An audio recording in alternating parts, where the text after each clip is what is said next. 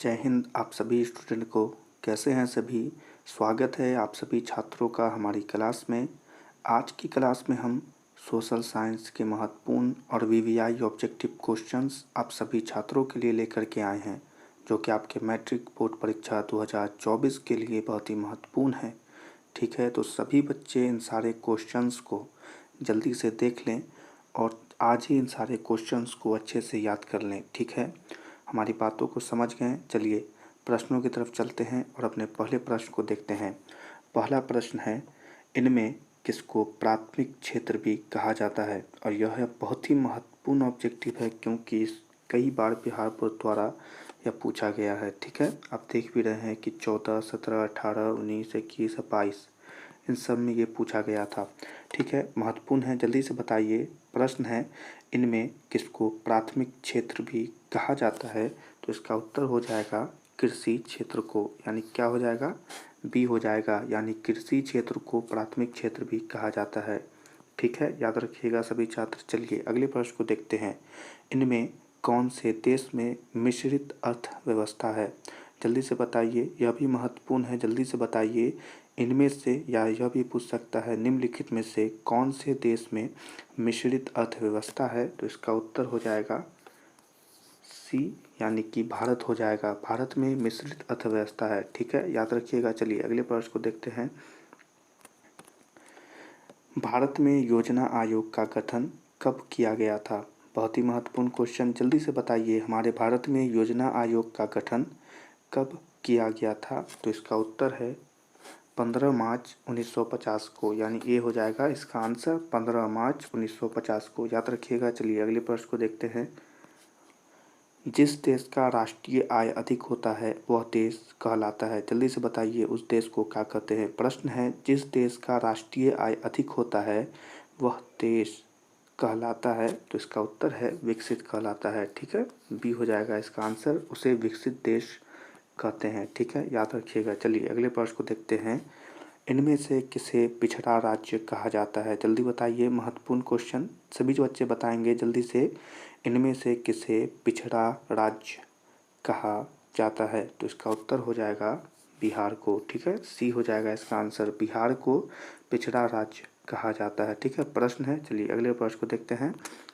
Share बाजार की नियामक संस्था, यह भी महत्वपूर्ण है क्योंकि आपके प्रश्न मानी 2024 में पूछ लेगा। ठीक है, जल्दी से बताइए। शेयर बाजार की नियामक संस्था है SEBI। ठीक है, इसका उत्तर क्या हो जाएगा, पी हो जाएगा, SEBI। याद रखिएगा। चलिए अगले प्रश्न को देखें सभी बच्चे। भारत में किस राज्य की प्रति व्यक्ति आय सबसे कम है। प्रति व्यक्ति आय सबसे कम है, प्रति व्यक्ति। ठीक है, मतलब एक आदमी ऐसे, इंडिविजुअल इंग्लिश में। ठीक है, तो इसका क्या है उत्तर, बिहार हो जाएगा।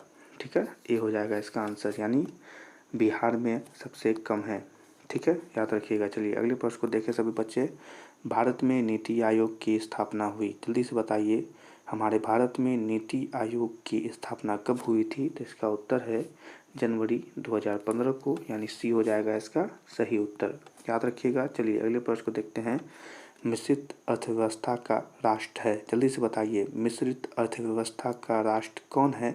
तो इसे हम पीछे भी देखे थे, इसका उत्तर हो जाएगा भारत। ठीक है, ये हो जाएगा इसका आंसर, यानी भारत में मिश्रित अर्थव्यवस्था है। यह प्रश्न हमने पीछे भी देखा था। चलिए अगले प्रश्न को देखें। योजना आयोग के सदस्यों की संख्या होती है। जल्दी से बताइए, योजना आयोग के सदस्य, यानी उसमें जो शामिल सदस्य होते हैं उसकी संख्या कितनी होती है। तो इसका उत्तर हो जाएगा 8। ठीक है, बी हो जाएगा इसका उत्तर, यानी 8 होती है सदस्यों की संख्या। ठीक है, याद रखिएगा। चलिए अगले प्रश्न को देखते हैं। बिहार में जीवन यापन का मुख्य साधन क्या है। जल्दी से बताइए, हमारे बिहार में जीवन यापन यानी जीवन जीने का मुख्य साधन क्या है। तो हम सभी जानते हैं कृषि है। ठीक है, बिहार किसानों का राज्य है। ठीक है, हम यह गर्व से कहते हैं। ठीक है ना। चलिए अगले प्रश्न को यहीं पर देखें।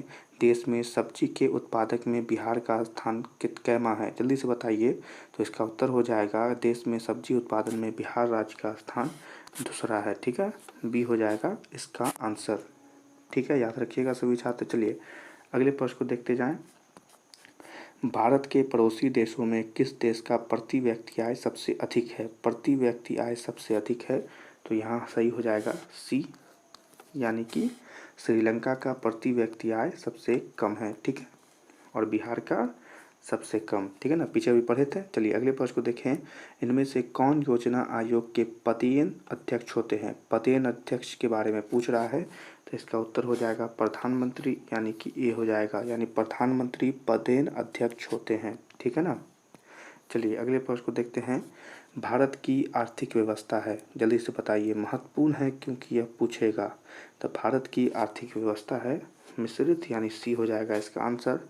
आर्थिक व्यवस्था मिश्रित है, याद रखिएगा सभी छात्र। अगले प्रश्न को देखें। इनमें से कौन से देश में समाजवादी अर्थव्यवस्था है?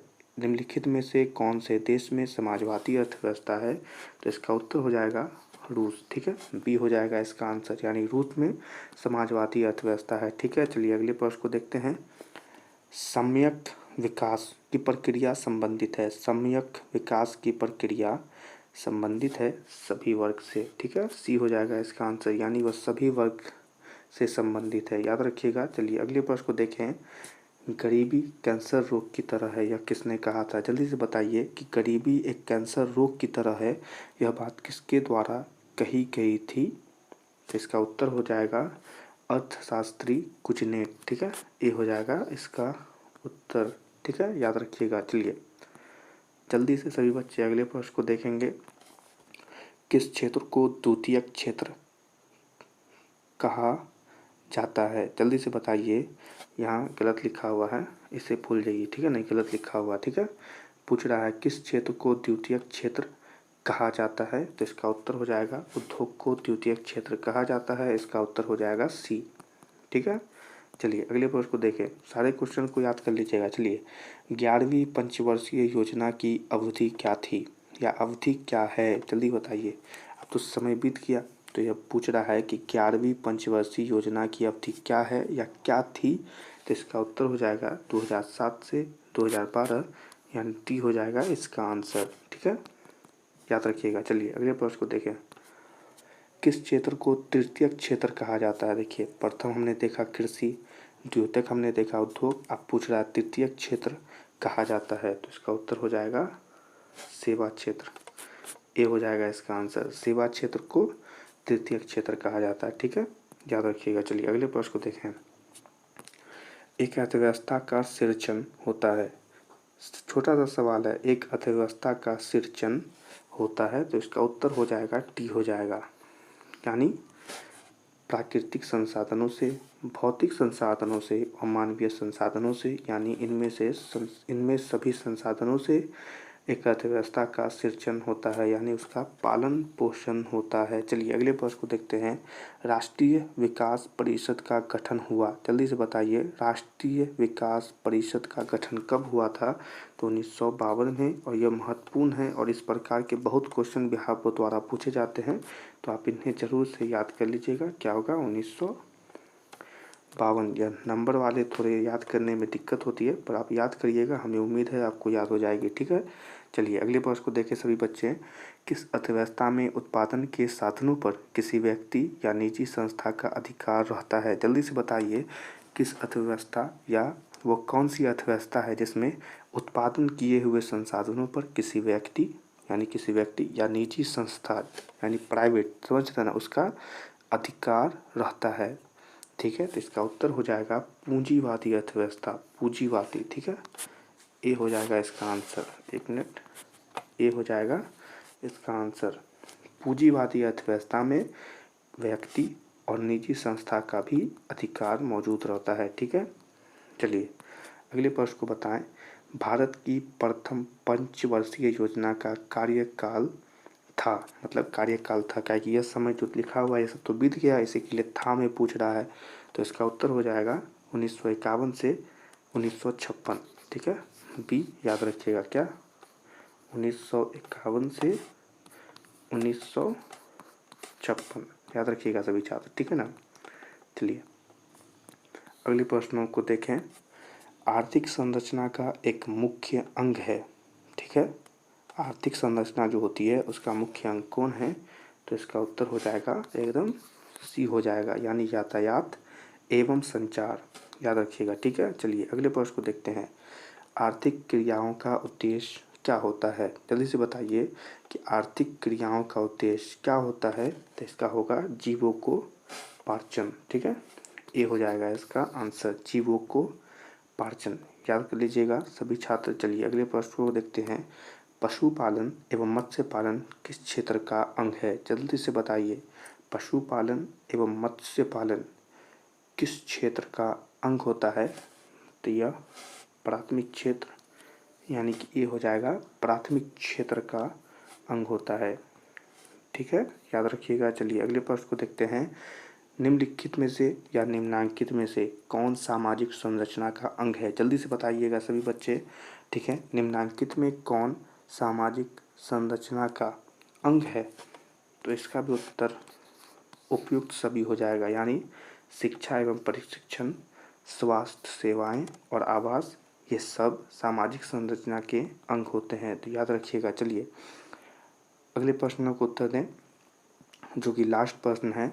सामान्यतः किसी देश के विकास का स्तर किस आधार पर निर्धारित किया जाता है? जल्दी से बताइए, किसी भी देश के विकास या उसके ग्रो होने की स्तर को, यानी स्तर को, ठीक है ना, स्तर समझते हैं ना, उसको किस आधार पर निर्धारित किया जाता है? किस आधार पर निर्धारित किया जाता है? तो इसका भी उत्तर हो जाएगा डी, यानी कि इनमें से सभी, यानी व्यक्ति की आय पर, साक्षरता दर पर और स्वास्थ्य की स्थिति पर, ये सभी निर्धारित करते हैं किसी देश के विकास को।